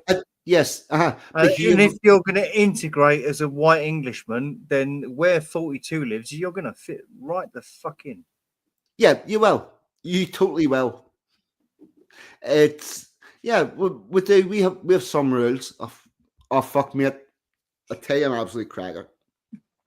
I know a person who. I know people who that moved out to South Africa. They came back to Northern Ireland. They lived in a small town outside Belfast, and their daughter was 16. And they arrived back, and they said to her, "Get yourself down the town, get yourself a job." So she got a job as a barmaid in a local pub. So all good. But the person that owned that pub also owned a pub down where I live. So one night she got put down to the pub around where I live, and she was working away and everything was fine, and she was serving pints and doing her work, and that's all good. And then it came to the end of the night, and they started to play the national anthem. She's from South Africa. She has no idea what's going on. So, say there's 150 people in that pub, 149 of them stop what they're doing, stand up, face a picture of the king, and start singing. She continues fucking cleaning the bar because she's working. And it went, "God save our smash." And a pint glass missed her head by about 3 inches. Someone shouts, "Get that bitch out of here." The bar staff pull the shutter down, and everything that wasn't nailed down hit the shutter. They dragged her, pulled her out the back, got her in the car, got her the fuck out of the way. The owner came down and apologized to the crowd, because as far as they were concerned, she'd been in a pub where she shouldn't be, because if she should have been there, she wouldn't knew what to do. And therefore they got told, I assume. Right. Oh no, they got sent there again, not being told. Yeah, oh yeah, they got told, "Here, hold on, no, she's a pro, she's South African, she just didn't know, blah blah blah blah blah," and they got it calmed down. But you know, if you're going to come over here, please integrate. Have a look about you and see how we do things. don't talk during the national anthem. That's really bad. It's fair enough. It's like you go to somewhere in the Middle East where they're throwing people of a certain persuasion off the fucking towers, right? Don't argue with them. Don't go there and go, oi, steady on, chaps. Calm down a bit. You don't go in there and do that, do you? Yeah, no. It's fucking mad, mate. Find yourself up the tower with the rest of them. Mm-hmm. So, to round up what I think about my opinion on where we're at with the riots in Ballymena is it could fizzle out and become nothing, or it could really badly blow up. I think we're going to have some quite interesting stuff going on over the marching season. The 12th of July is going to be interesting. I think we're going to have parades that are opposed. I know that the bonfires have all had the restrictions lifted off them. And support for interactions with the police service of Northern Ireland has been reduced for the bonfires. Normally there's a bit of dealing going on with them and how large things can get, and that everything's all policed nicely and all. And yeah, there's a definite thawing in relations between the Loyalists and the police service in Northern Ireland again. Interestingly, the police do not live in any working class areas in Northern Ireland. They can't live in the Nationalist working class areas, and they can no longer live in the Unionist working class areas. They need to move out.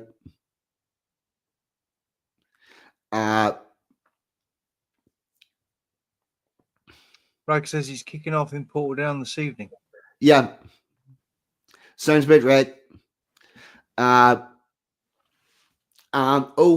Portadown is also quite interesting because there was a pro-Palestine parade that went through a small town called Scarva, which is a very unionist town. It's also the town where the sham fight, the Royal Black Preceptory, have their 13th of July celebrations, and they put this parade through it.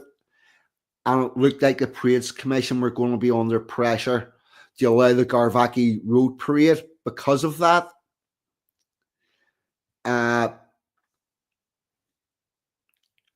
now that's all being thrown up in the air because Portadown's rioting, and there'll be fuck knows what's going to happen.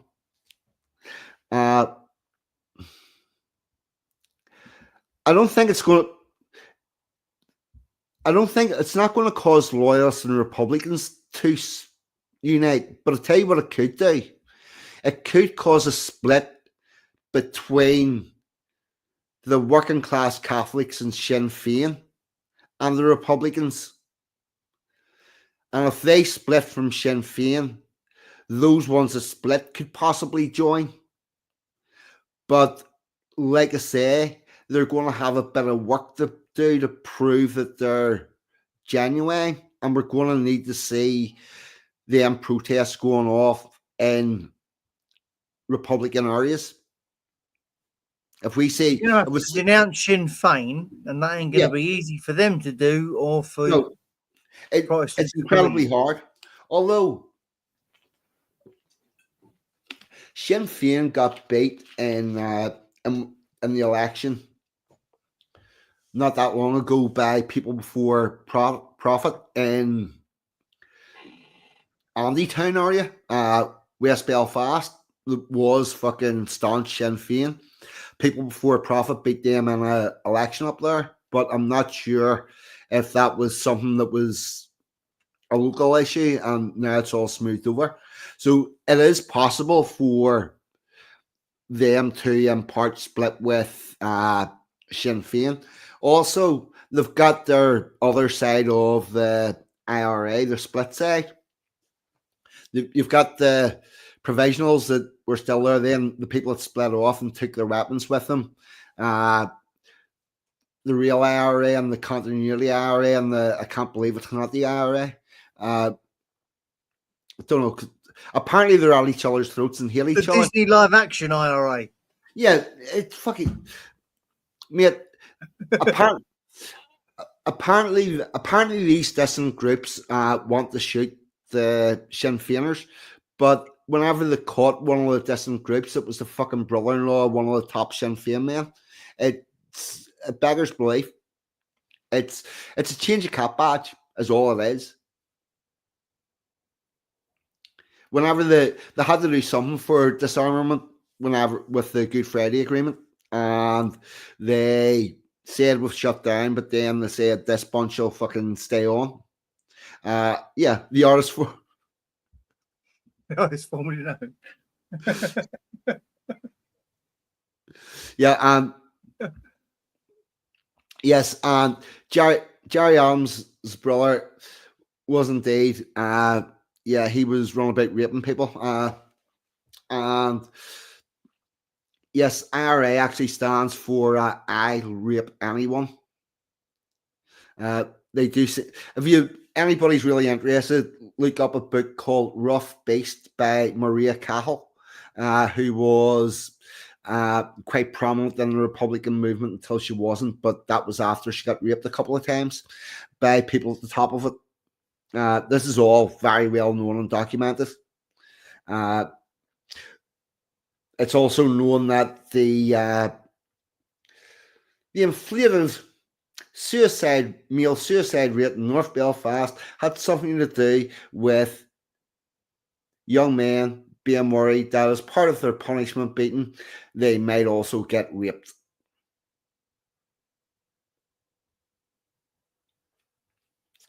So there's that. Nice. It's a weirdly fucked up situation and could go anyway.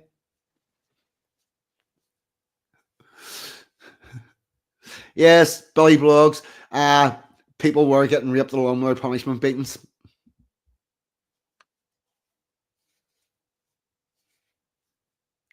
It's and the wonder why people decided to jump off Cave Hill instead.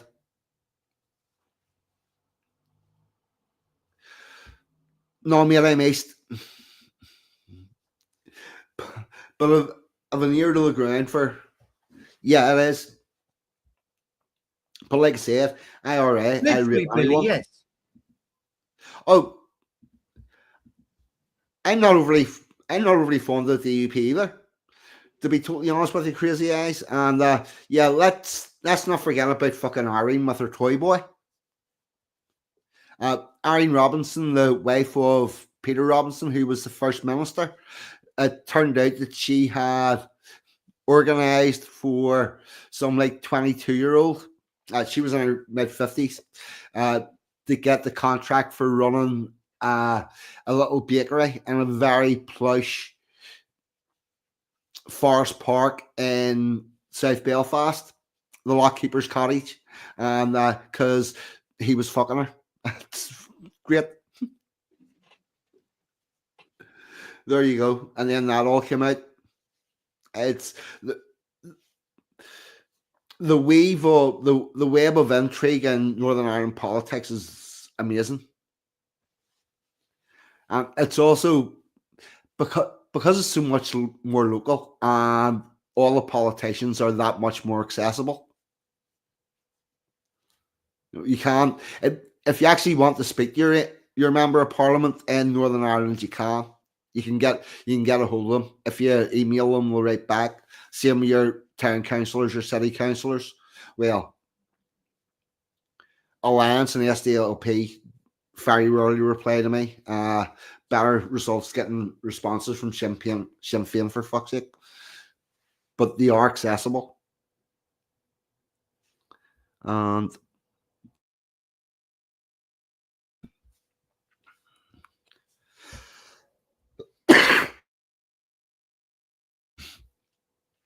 and with that, I think we've pretty much did a good roundup of rioting in Northern Ireland.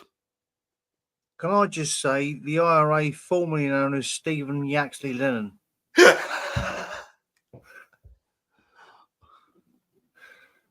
think that was Budgie in the chat.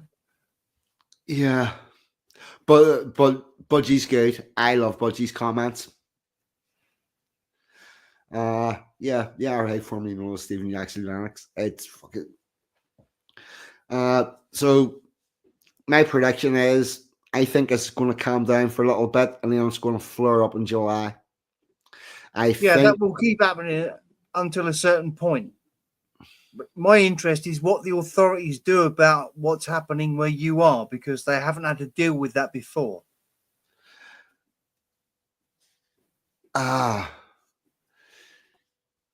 It depends how. Because we're in this country, what happens is a few people get angry and don't know where to direct it, and they generally get arrested and locked up for 2 or 3 years.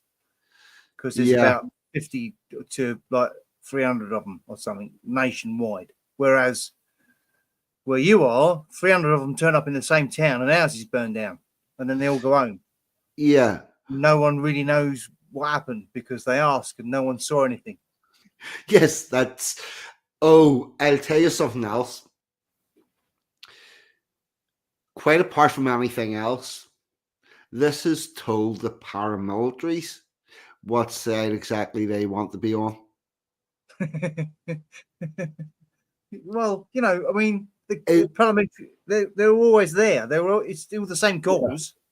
Well, see, interestingly, the paramilitaries and the Loyalist side have stepped right back from this. They have. What you've seen was not an organized Loyalist threat. No, obviously. But here's the thing: had the paramilitaries expressly not wanted it to happen, it would not have happened. Yeah, but had they got involved and been seen to get involved, then blame could have been cast and right-wing aspersions and all that kind of fucking nonsense.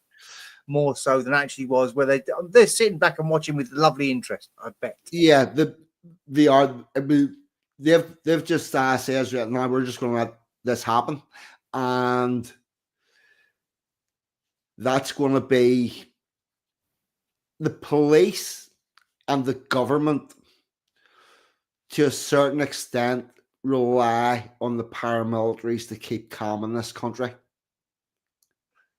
Yeah. They work with the paramilitaries and they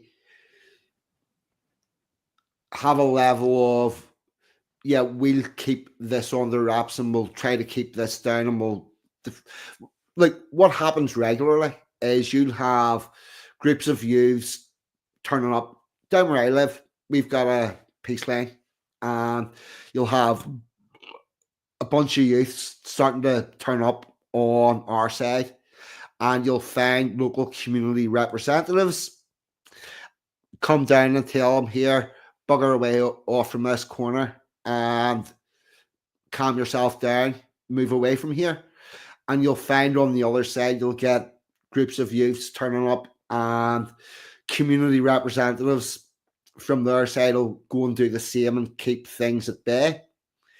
And the police and the local police rely on those community representatives keeping a lid on things for day-to-day ease of life.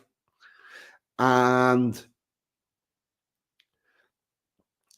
if that goodwill is withdrawn, which I think it is being at the minute, then you start to get lots of small sparks which eventually catch a fire.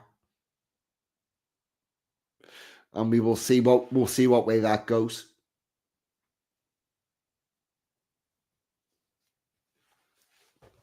But I think it could be a very interesting summer. I can smell the burnt rubber already. And I'm hoping you're muted, mate. So it depends what happens next in Northern Ireland and when. How long. If it's a year, but if it's like a month, well, typically there's riots on the 13th of July. to a small stage. There'd be small amounts of trouble on the 13th of July, particularly up in South Belfast. We'll see what happens there. We'll see. Oh, I've just remembered what I really ought to play tonight. The other thing that I'm hoping for is plenty of helicopters up this summer. Every time there's riots, the helicopters are up. And it does definitely help me go to sleep. And it does. Bum, bum, bum, bum, bum. If I can find this. Yes. Play this. This is one of my poems. This is my Belfast lullaby poem.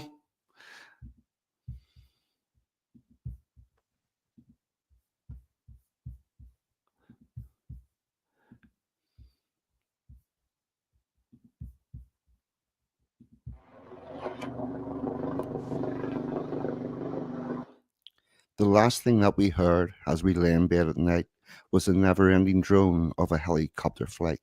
The pitch and tone would change as it maneuvered left or right, and sometimes through the window we would see its flashing light. Heli-telly set to full zoom, they patrolled the Belfast sky. We lived out our childhood beneath an all-seeing eye. As kids we'd often wonder why day and night they fly, and now we lie awake at night without our Belfast lullaby.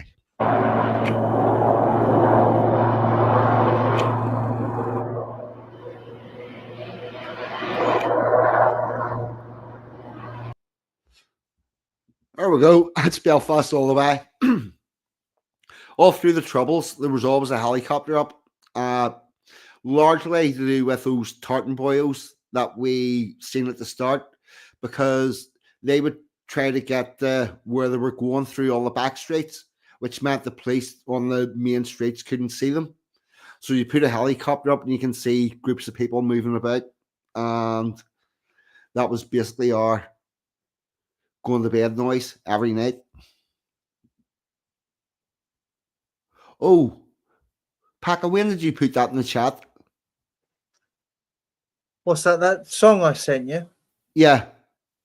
Oh, you was on about patrolling areas at night, and it's a funny song that I've seen once, and it's called "Men Who Walk Their Dogs at Midnight." It's hilarious. It's hilarious, and it just made me think of that. It made me smile. It's just a funny song. Right, I've now got that, and we're going to use that for the outro. Right, okay. We will use that for the outro. Okay, everybody. So if you didn't get that, so he was talking about people who patrol at night. Going out and patrolling your area. Fucking, and it's like marking your area like a fucking dog. But that is the way forward. To just fucking be there, occupy the space. Right, here we go. I'm going to play this song and I'll put your comments up in the stream. Before I do that, Pakka, thank you very much. This has been absolutely lovely. You're welcome. I've enjoyed it. Thank you. Yeah, I like your perspective because, holy God, you do need the perspective of someone that's had a normal life. This is fucking, that where it's not normal to, You didn't grow up normal, 42. Trust me. Yeah, but then, no one really did they? Like, no. The rest of the world, I had a normal English, British, normal. Upbringing. Yeah, normal for me. I grew up with loads of immigrant kids, and it was all fine. Normal for me. Not normal for most kids in the 1970s in my country. Not normal. Yeah, normal is different for everyone. It's what's happening yesterday, what's going to happen tomorrow, and what's happening today. So it changes. Right, I'm going to play this outro. And I'll put the comments up on the screen. Men who walk their dogs at midnight. Sorry, everyone. I do like this. No? This sounds good. Stop.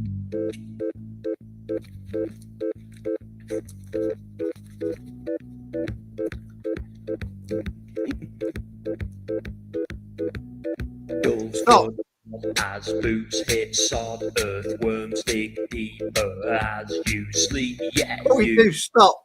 On the prowl after dark, I buy e-box, retired from the force, age 42. What? It contains the. I've just remembered. It contains the word. What?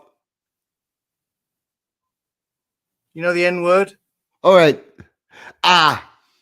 Right. Yeah. Maybe not. Yeah. So stop. Nice one. Jesus Maybe Christ. not. Anyway, right. We'll cancel that, and yeah. And what we'll do? We'll do.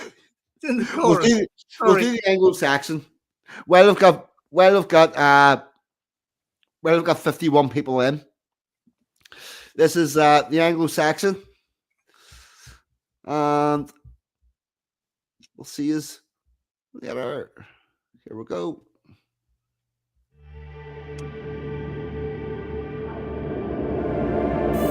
Hello, you're listening to 42's letter to the Anglo-Saxons. When you spread this message, you are the resistance.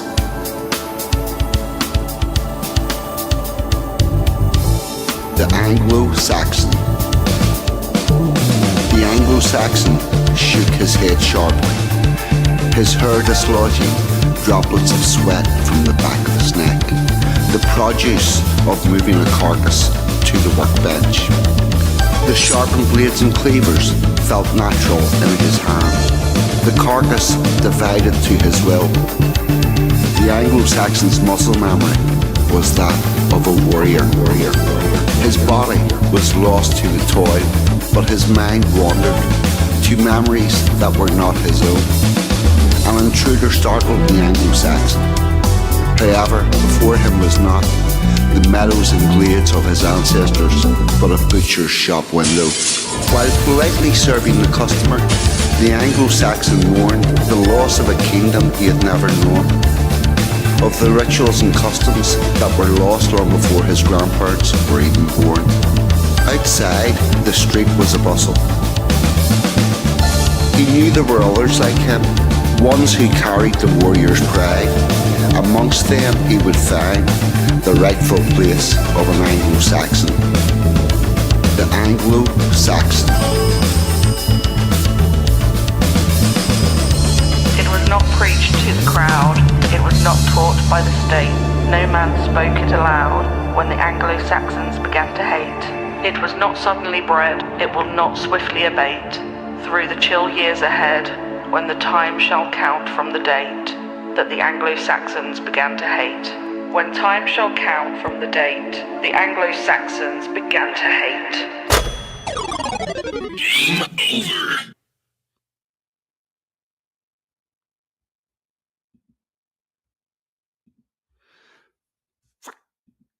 Okay, everybody, Pakka's been Pakka, I've been 42, and you lot in the chat have, as always, been fucking amazing.